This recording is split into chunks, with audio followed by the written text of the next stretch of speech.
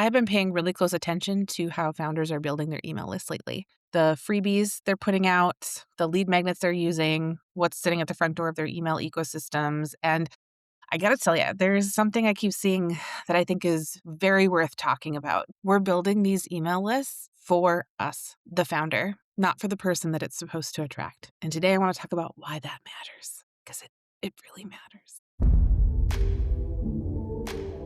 Welcome back to She's Built Like a CEO. I'm Brooke. If you're building a business to fund the life you actually want, this is the show for you. This is where we're going to talk about what matters, what doesn't, and how to build accordingly so you can have the life you want and the business you dream of. Let's get into it.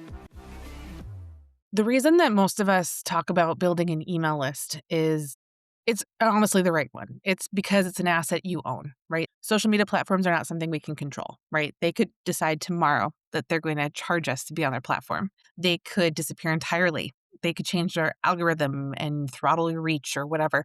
But your email list, that's going to go with you. And it is something that truly does matter. But here's where the reasoning starts to work against us as founders. When the goal is to build an asset that we own, the focus becomes the list itself. It becomes the number of subscribers, the growth rate, the size of the thing that you're building. And when that list becomes the goal, the freebie built to grow it gets built with the same lens. What will get the most people to sign up? That is a very different question from what will get the right people to sign up. And those two questions produce completely different freebies, completely different lists, and completely different results when it comes time to sell something. When I look at a freebie that was built with the founder's growth goals in mind instead of the subscriber's experience, here are some of the things that I see.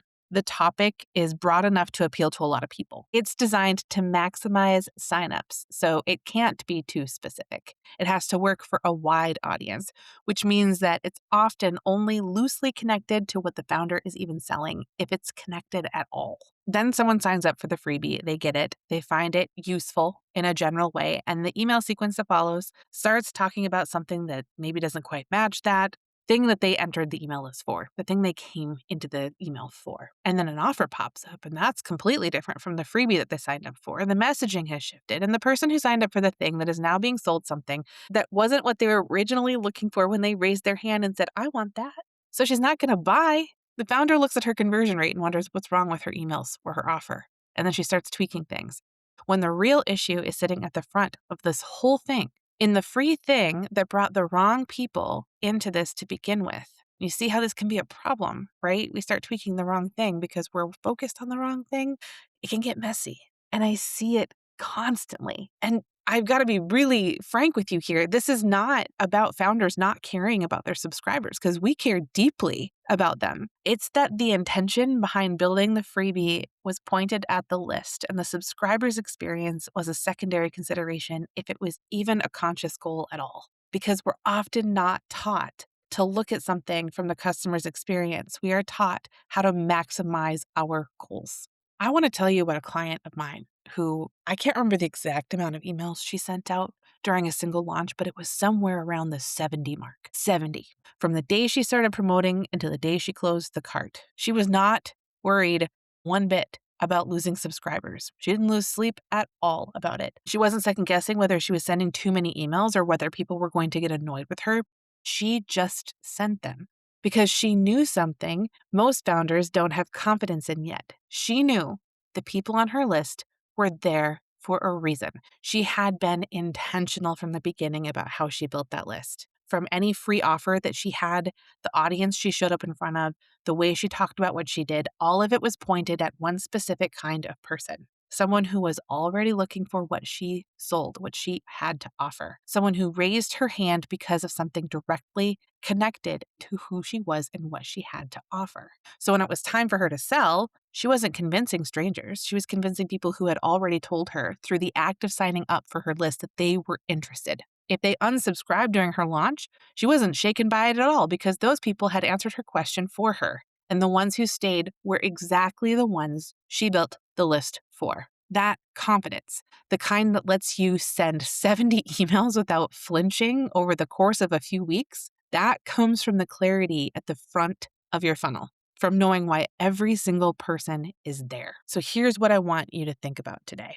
Before you build a free offer, before you decide what to put at the front of your email ecosystem, before you think about what will get me the most signups, I want you to ask a different set of questions. Who is the person I want on that list? I don't want a broad demographic. I want the specific person who is already looking for what you sell, already aware that she needs what you are selling, and already moving towards the kind of help that you offer. What does that person need right now?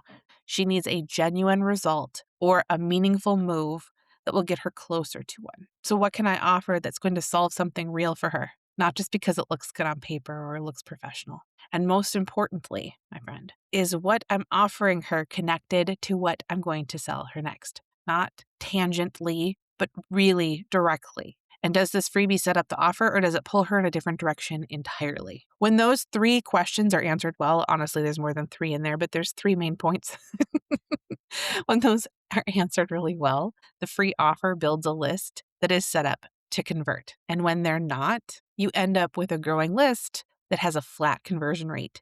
And the gap between those two things is the cost of building for the founder instead of building for the subscriber. The goal was never a big list. Okay, maybe it is a big list, but the goal was always to have a list full of people who want what you have. And those two things are super different. And the distinction between those two things are very important. And the freebie is where you decide which one you're going to be building towards. That's the episode, my friend. If you want to look into what's at the front of your email ecosystem right now, whether your freebie is connected to your offer, whether that path from subscriber to buyer is set up to work, that's something I look at in the read. My goal is to 100 of those before November. So if you want to get on my list at the discounted price I have an offer for right now, head over to withbrooke.com and I can help you with that. Or the link is in the show notes. You can also find me on Instagram at with.brooke. New episodes come out every Tuesday. I'll see you next week. If you want to talk through what's actually happening in your business, that's why I'm here. The link to contact me is in the show notes. Thanks for listening. I'll see you next Tuesday.